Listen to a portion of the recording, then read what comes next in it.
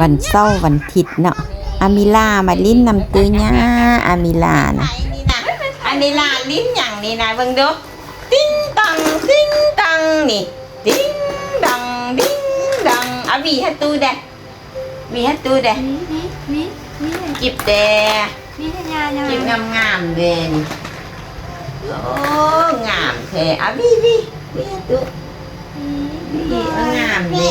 อ่ะมีให้แม่เป๊ะเพิ่นว่าไปจับแข้งมอนเด้อมอนนี่ไปห้ามอนเด้มอนเป็นยังมอนเด้อเดี๋ยวไปห้ามอนเด้อห้ามอนเด้อมอนนอนแล้วมอนนะมอนเด้อเฮ็ดยังมอนนี่นะทุมอนจ้ะทุมอนจ้ะทุอามิล่ามาลิ้นนำนี่นะอามิล่ามาห้านี่นะ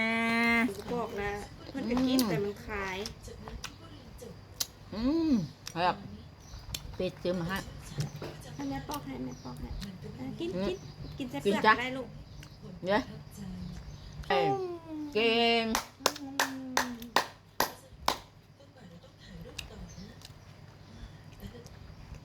บายล่ะบายเงินมึงเลย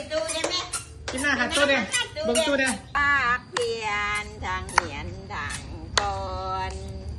ก็อวยพรพ่อแม่และเจ้านายให้มีสุขสบายทั้งกายนี่ได้รักไม้แล้วนี่จังหูก่อนคนยังหมักงามใช่มิลาเลยนะให้มิลาเลยใส่งามนี่เอาให้เป็นจับเลยงามแท้งามแท้ดูกระใสอีกใจแดใจตู้แดใจตู้แดดิ้งหน่อยดิ้งหน่อยใจตู้แดหน่อยงามแท้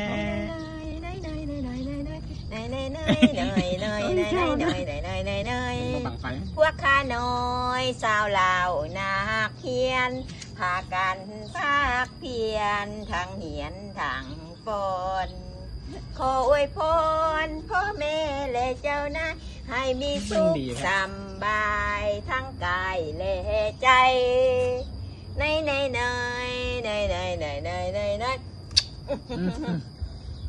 ยิ้มเน่